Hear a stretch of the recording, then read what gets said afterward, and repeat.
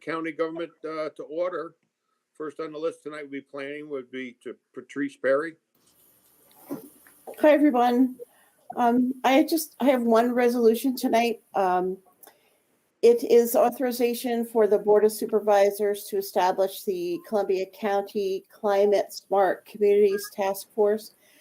If you remember, late last fall, October, I think, the County Board of Supervisors voted to take the Climate Smart Communities Pledge.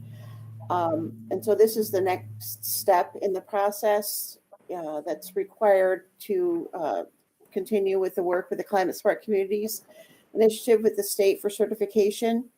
So this, the task force would be comprised of supervisors, members of the EMC, also town representatives, and also some county departments, planning department, solid waste, and also some community businesses. There were a couple of changes that came to the resolution after we submitted it for the agenda. The resolution number that's referenced at the top should read 338 rather than 38. And there were 3 other members that were added to the task force: representative from Copake, Dan Haas, a representative from Cloverick, John Bradley, and a representative from Columbia Land Conservancy, Terrence Duval. I think that were the only changes. There was some last minute flurry for the membership, but I think that should do it. Kelly, do you have any other ones that were added? No, that's it. And Okay. I have them written down here, so we have them for the Okay, and final then resolution. okay, and then I'll the move change to the resolution. I lost the 3 when I typed it apparently, so should be 338 rather than 38. Yeah, I've got that as well. Okay, great. Do we have Okay, a Rick moved it. I need a second. No, I'll Bob, second it, Merle. Rob Bury moved it. Rick will second it. Matt Okay. seconded it. All in favor? Come on. Aye. Opposed? Carried. Okay, thank you very much. Good night. Thank you. Glad to Patrice. see that space is getting done, by the way. MIS, we have Rick up, please. Rick Giuliani. All right. Thank you, sir. Hello, everybody. Hi, Rick. I have four resolutions to present tonight. And the first one is going to be for the intermunicipal agreement between MIS and the towns and villages and fire departments and everyone else to enter into an agreement where MIS would provide technology services to the municipalities. So not too many, no real changes this year. The price is staying the same for another year. We're trying to take it easy on everybody. However, we did, this is per approval from the county attorney, because we did have to add a line towards the end with a net 60-day line. We seem to be having a little bit of problem collecting a lot of the bills. So we did have to add a net 60 days line in there. Anybody got questions? I need a motion. I'll make a motion. Okay, Patsy, second. I'll second. Okay, Michael. thanks, Mike. All in favor? Aye. Aye. Opposed? Carried. Thank you, everyone. I just want to say that we use MIS in the town of Stockport, and they've been more than accommodating and helpful in terms of getting equipment, fixing equipment, and providing training. So we appreciate it. Then why don't you pay your bill? I pay my bills. Use them in New Lebanon too, Oh, and they've boy. been just fabulous. Completely Thank you. fabulous. Every town that doesn't use them, I would highly recommend it. Thank you, everyone. Thanks, Rick. Next one. Next one would be to enter into this year's agreement with Promevo for our Google G Suite services. That's the entire suite of Google products, including the one we're currently meeting on now. They did Google did pull a little fast one on us this year, where they changed their platform a little bit. They went from Google Business. They now call the product Google Workspace. And while the prices were listed as going up a whole bunch, our representative from Promevo actually went to bat for us, and they didn't actually increase it that much. So they did change a few of the features and things, but all in all, it's just another renewal with Google for this year. It's $81,900 for our services. That's for 525 licenses. They do seem to creep up every year also. Any questions? Yeah. I suggest we renew it because we got everybody on Google Meets and everybody's used to this platform. So if we change it now, we're in trouble. That's just my 2 cents. Right. It's true. I'll second it. Adams, second. Have a first and second, all in favor? Aye. Aye. Opposed? Carried.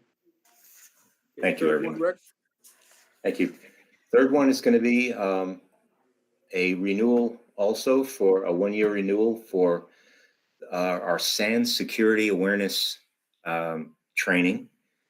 And also we sort of bundled it this year. It's a renewal for our phishing training also. So the SANS Corporation bundled the 2 services for us.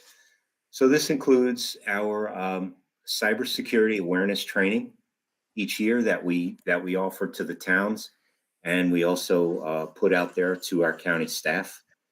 And if anyone's interested, just let us know. We'll give you a demo and show. So we've gotten very good reviews, and I'll tell you, we have some of the best, most aware staff out there. Internet's a crazy place. Email's a crazy place. And I can't tell you how great our staff really is. They bring things to our attention, and they spot things that always makes us really happy. You could ask the college about that one. Okay, I need a And, motion, people. I'll I'll make it, make a Rick. motion. Second, All right, okay, all in favor? Aye. Aye. Opposed? great. Good, thank you, Rick. Thank you, everyone. And the fourth one is going to be again the renewal for a 1-year subscription for our Virtru email encryption. And this is a requirement to make us compliant with keeping our email communications HIPAA compliant and some other things compliant too, where we encrypt certain communications that includes certain information, personal information, financial information, things like that. Heavily used by our health related organizations and our banking related organizations. Okay, need a motion? I'll make a motion, Adams. Need a Second, Morel. Thank you very much. I got a motion and second, all in favor? Aye. Aye. Opposed? Carried. Thank you, everyone. Thank you, Rick. That's all I had, unless anybody has any questions at all or anything. Okay, thank you. Thank Good to you. go. Thank you. Okay, here comes Suzette Boy on real property. Okay, thank you. I just have one resolution request this evening, and that is for the town of Taconic correcting a property tax bill that results in a change to that bill greater than $2,500. So I do need to ask that a resolution be adopted for this. I'll move it, Fury. I'll second Patsy. All in favor? Aye. Opposed? Carried. That's it? No, oh, no. Well, that was Oh, it for, I didn't that was think it for so. resolutions, but Okay. I also submitted a list of corrections that we have processed in this department that were less than $2,500 and resulted in tax bill corrections or refunds or credits to unpaid taxes. And that list is being displayed now by Kelly. Thank you. And if you had any questions on any of those, you could contact me at any time. Those have been sent out to the tax collectors already. The next item on my agenda was just to update you quickly on assessment services that we had been providing to the town of Kinderhook. The town, I talked with Patsy a while back, and we decided together that really the best thing for the town, considering our staffing that we currently have, the best thing for the town was to put a notice in the paper to hire their own certified assessor. And Patsy has done that, and the process is rolling for that part of it. I feel bad that we can't provide those services at this time, but I really do feel that that's the best thing for the town to move forward. As you may be aware, the town appointed an acting assessor, which is the assessor's clerk, on or about November 1st, right after we had the change in staffing. And that acting assessor has been doing a wonderful, wonderful job. The deputy director and myself go there a couple times a week when we can, and just basically answer any questions that we may be able to do for her. But she has been holding down the fort with that very well, and I know that's been appreciated by both myself and Patsy. So deputy director, with regrets, we're going to have the town go on their own and get a certified assessor. And I think we're going to move forward on this. And Suzette, you've been number one, and you and Judy have been so helpful. I have to say thank you, guiding me and helping me. And Kath has been great. It's been really a smooth thing going along. And I think once we get these interviews over with and we have somebody, I think we can move forward. And it's been going very well. So I have to say, kudos to all of you, putting up with me. As long as you have chocolate on your desk, you're number one in my book anywhere. So that's the way I look at it, but really helping me out. And hopefully we can continue to work. And you've answered every question we ever had, so thank you. Thank you. And we definitely will continue to work with your town, just like any other town, to provide whatever assistance we can in the future. And with the acting assessor, it's only a temporary thing for 6 months. So that's why, it was time for the town to act accordingly. The next item is just to bring you up to date on the Germantown and Claverick reassessments for those towns. And they are still going through the process, and they will be having new 2021 assessments. Germantown's notices will be mailed on or about March 1st to the property owners there. And Claverick will be a little later. We're looking at on or about March 12th for their notices. But the process is moving along, and I did speak with the Germantown Town Board to update them and any public that was listening in on what the process is going forward for the public. And I talked with the Claverick supervisor the other day, and I'm hoping to be put on their March agenda to speak to that board as well. So both of those projects are moving along, and I anticipate that they'll be successful projects in the end. Ghent and Chatham projects for 2022. We are still working in Ghent on the data verification process, going to all of the parcels. As you can imagine, with the weather that we've been having, it does put a damper and slows the process a bit. But we will be wrapping up this spring in Ghent and moving on to Chatham. And You know, all of the assessors in all the towns that we work with on these projects are top notch and so great to work with. So it definitely has to be teamwork in order to get the projects done, and it certainly has been. But that's just a quick update on where we are with those things. Okay, do you have anything else, Suzette? I do not. No, come on. Nothing All else. right. Well, we thank I'll you so still much. be You're doing here a while though. You're doing a great Thank job you. for us, Suzette. I appreciate everything, and our talk was great. So we'll keep moving Thank forward. I'll you. keep you in the loop of what's going on. Okay, thank you. All right.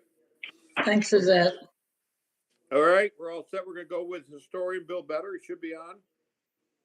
Billy? Here. Hi. So, hi, folks. Just a brief update. Just to tell you that Rob Fitzsimmons and I don't know if is Rob on. He was thinking he Yep. might. You're Yeah. on, Rob? I'm here, Bill. Yeah, Rob and I have been in communication as we talked about last month to make sure that the outline of a process for a Friends organization would pass muster and be acceptable to everyone. We're going to model it after what you would see the Friends of Lindenwold or the Friends of Claremont. We thought we would be done by now, but if we're not, we're going to be done in order to make a presentation at the March meeting. But I just wanted to update you with that.